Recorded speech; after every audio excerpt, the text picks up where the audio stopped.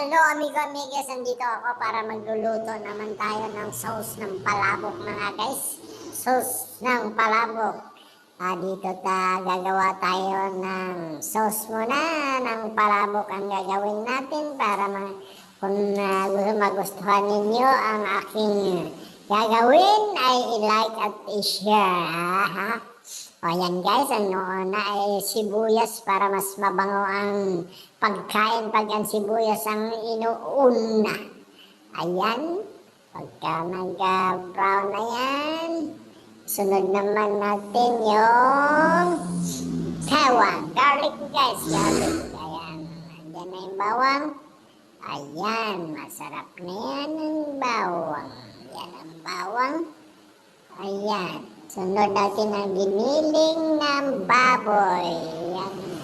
Pag na-brown na guys, ilagay na natin itong giniling na baboy. Yan, malapit na mag-brown ang sibuyas at saka bawang. Okay, malapit na. Okay, ayan na. Lagay na ang giniling mga guys. Ilagay na natin ang giniling na baboy.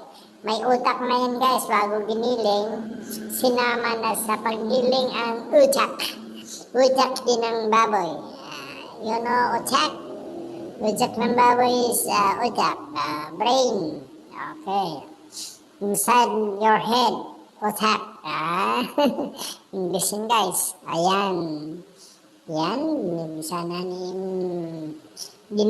na ni Ma'am Helen and Chef Helen. Ayan, nagtatad siya ng shrimp. Yun, tinatad niya yung shrimp para isama sa pag-isa ng giniling para yummy yan guys, yummy. Yummy pag may hipon ang giniling. Ayan. Okay, tapos na ang giniling, tapos na maggawa tayo ng sauce. Gagawa na tayo ng sauce na may atwiti, giniling, cubes. Ayan, mayroon na. Sabaw ng hipon yan, may sabaw ng hipon din guys. Sabaw, pork broth. Sabaw ng baboy yan, kaya may sabaw din ng baboy yan. Para may yummy yan guys. Ayan, pagkatapos niyan, pag kumulo na ang sauce ng palabok, itabi muna natin yan pag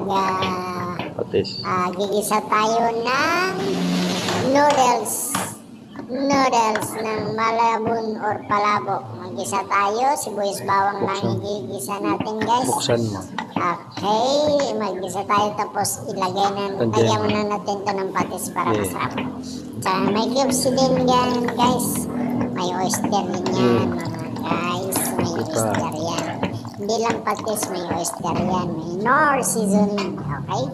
Ayan, ang pan-toppings. Daon sibuyas, leaf onion, onion spring pala yan. Okay, tsaka chicharon baboy. Chicharon pig. Pork chicharon. Ayan guys, nakapagisa na, hinalo na ng hinalo.